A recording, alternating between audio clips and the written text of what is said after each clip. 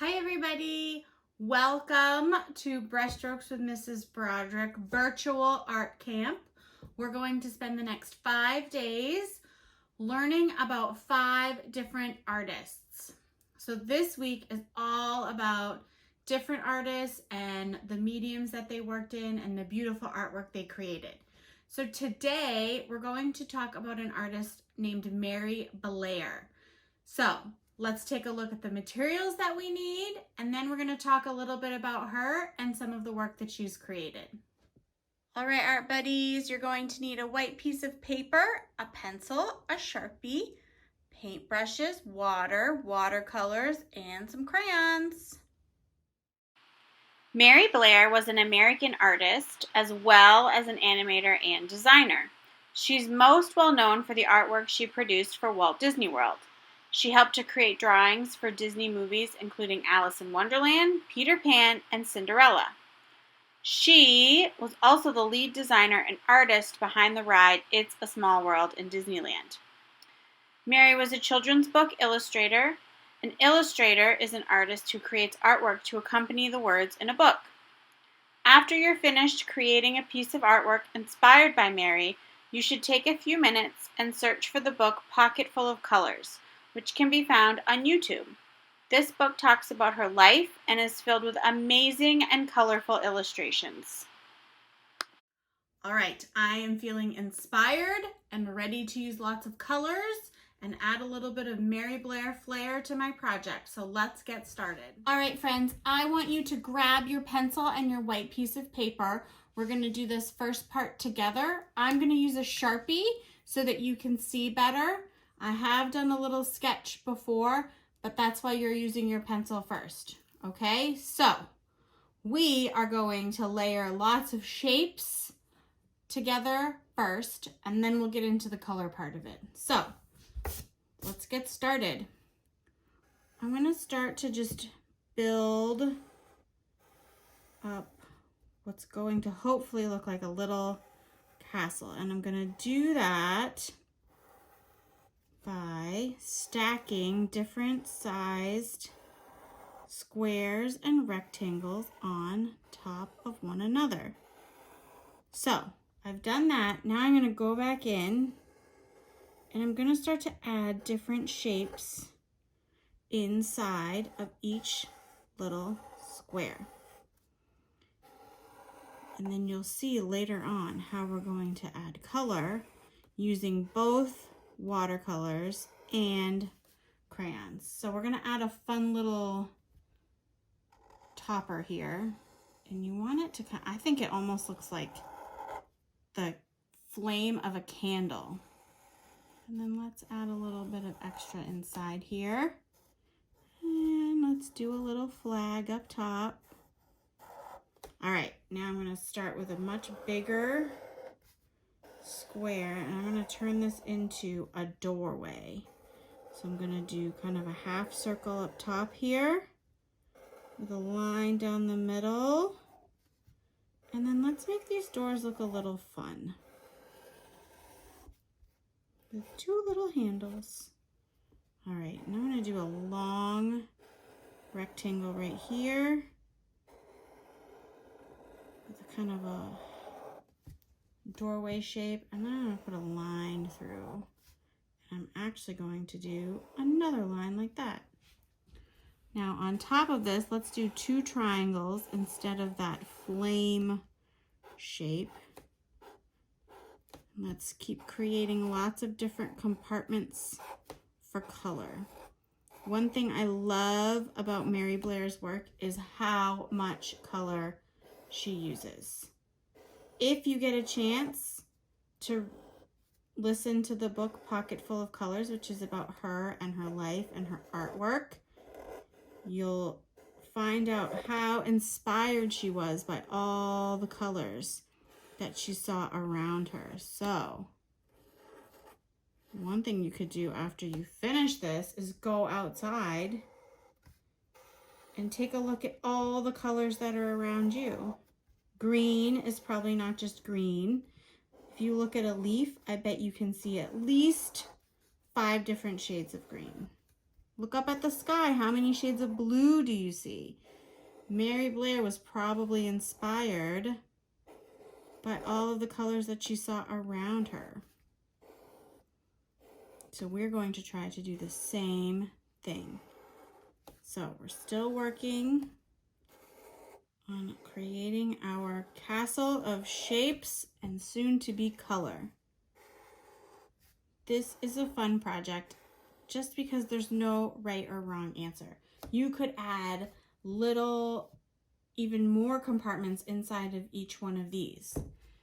Remember, yours doesn't have to look just like mine, but you can take what we've done here and kind of translate it and put it into something that you want to make. All right, I'm gonna work on my last little piece over here. So some bigger squares and rectangles.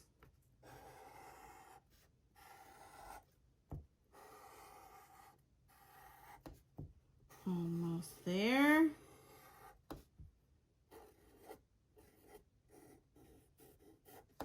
Okay, we'll go back through and add our little lines and designs inside. Let's do a little like that. You could make each of, like this one looks kind of like a window, right? If you don't like kind of the abstract design I'm doing, you could think of ways to make each of these look like a fun window if that is more your style. But I am challenging you to step outside of your comfort zone and really get kooky here. Okay, so I have my finished Mary Blair inspired castle. And now what I'm going to do is I'm going to grab my crayons. Now, each of these little squares is going to have one color in it, but it's going to have different shades of color. So you may want to have your watercolors ready to go, so we can just go back and forth between whichever ones we want to do. So I'm going to start up top and work my way down, so that way when I'm painting, I don't actually smudge with my arm here. So I'm going to use crayons, and I'm going to start by just coloring each of these little flags a different color. In fact, I'm going to just put all of my crayons out here in front of me so that I'm ready to go. Okay. Remember, this doesn't have to look like anything. We just want this to be fun and colorful in the style of Mary Blair. I am going to make, and then I'm going to switch over to my watercolor. I'm going to make each of these little balls yellow.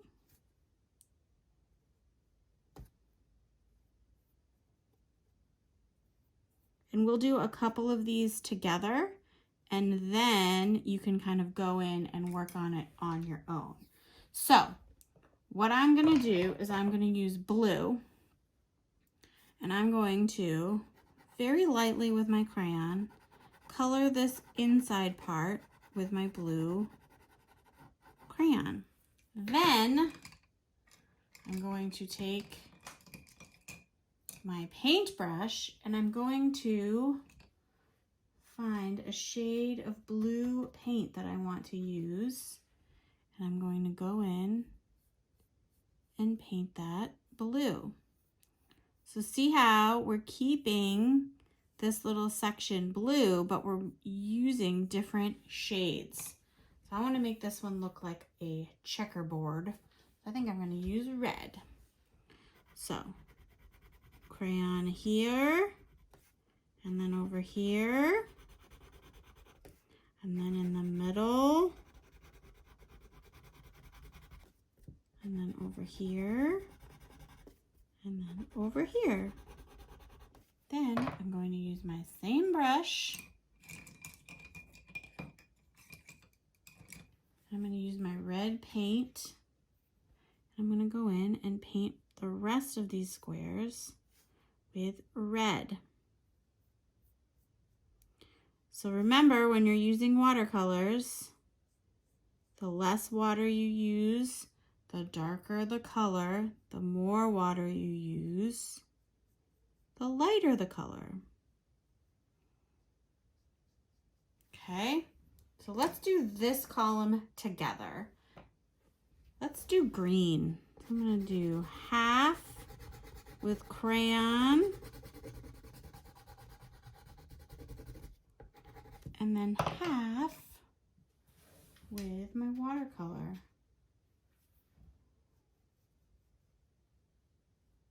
I really like that we're mixing crayons and watercolors together. I think it's going to give this project a little bit of pizzazz and extra interest to anybody who's looking at it, because you can see there's different textures here that make it more interesting. All right, let's go with a purple. Let's do the triangles here, purple.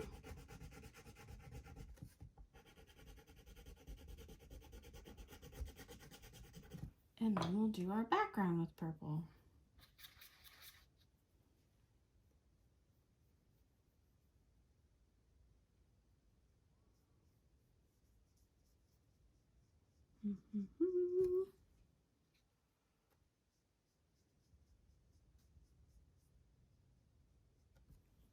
Okay, now let's do an orange.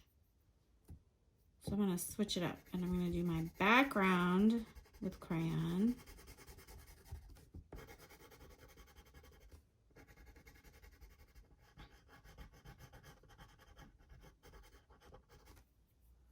And then I'm going to use my paints.